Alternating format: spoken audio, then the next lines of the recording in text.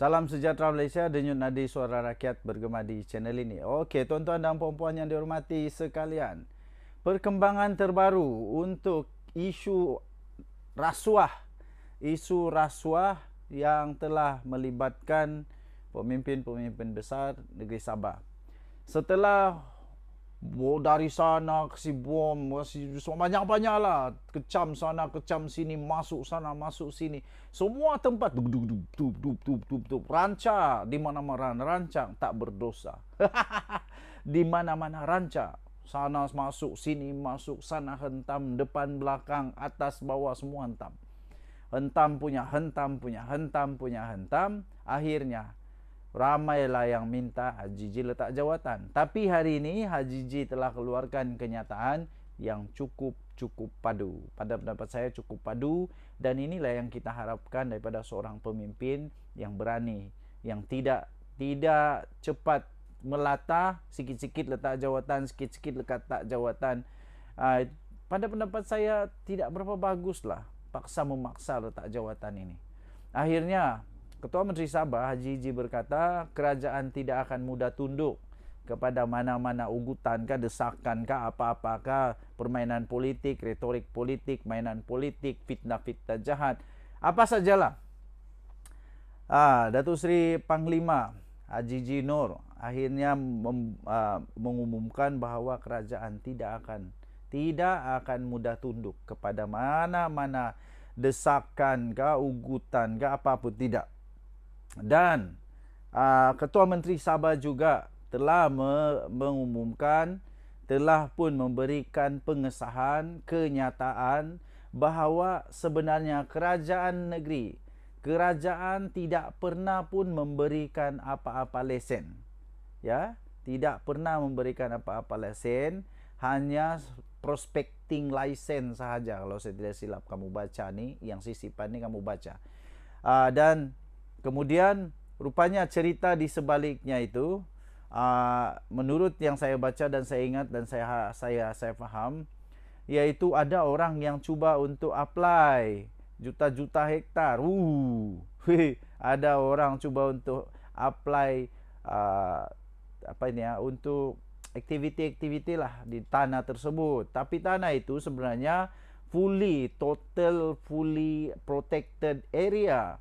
Tempat yang memang dilindungi sepenuhnya, kerana itu ada tadahan air, itu ada tempat untuk flora fauna, ada tempat macam-macam. Tapi tempat itu sangat penting untuk dijaga. Sebab itu lesen tidak dibenarkan, tidak dikeluarkan. Alih-alih menurut laporan itu, orang-orang itu mungkin kecewa. Dia kata, laporan itu kata kecewa. Kemudian dia buatlah cerita-cerita itu, cerita ini dengan suntingan video dan sebagainya. Tapi betulkah disunting? Saya pun tidak pasti ya. Yang itu saya pun tidak pasti. Saya tak pasti. Yang saya pasti SPRM ada pakar-pakar forensik. Dia forensik video, forensik suara, macam-macam forensik ada. Jadi nanti kita akan tahu sama ada itu betul atau tidak. Sama ada itu betul atau tidak.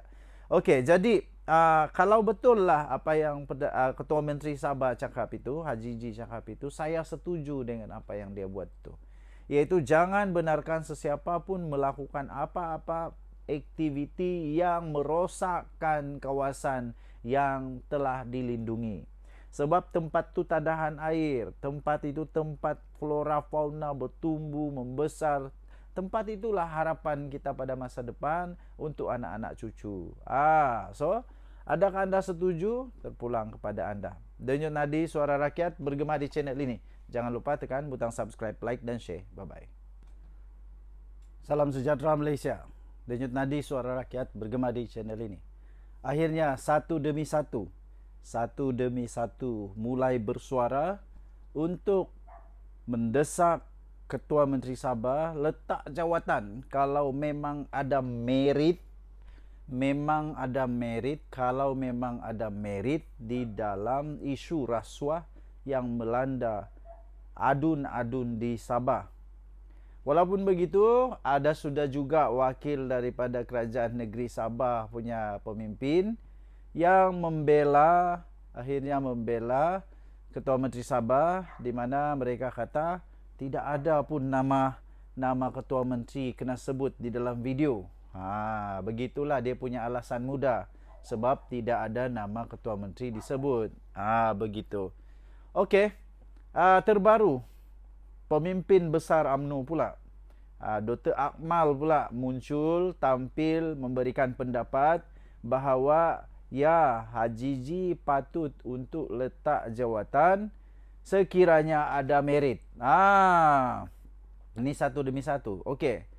Dia punya implikasi dia kalau Haji G Nor letak jawatan, maka pilihan raya negeri Sabah terpaksa dibuat lebih awal. Pertama, kedua, of course, mau tidak mau, kalau tidak ada yang boleh naik secara automatik menggantikan dia sebagai ketua menteri, maka secara automatik terpaksalah sekali dia letak jawatan dan dia bubar DUN Sabah. Saya fikir ada juga kebaikan untuk dia letak jawatan dan bubarkan DUN Sabah sebelum melarat benda ni. Lebih melarat, lebih susah untuk mau menang lagi. Tapi mungkin ada alasan-alasan tertentu daripada kerajaan negeri Sabah, daripada GRS ini untuk belum lagi kasih bubar DUN.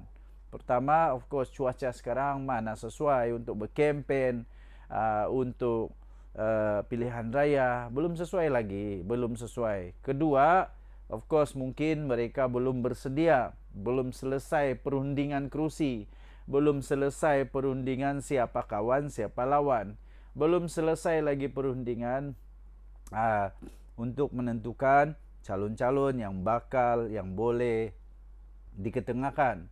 Ada tempat-tempat yang mungkin belum ada calon atau masih berebut mau jadi calon. Biasalah dalam politik, mau tidak mau perkara itu boleh berlaku. Jadi banyak sudah yang mahu supaya Haji G letak jawatan.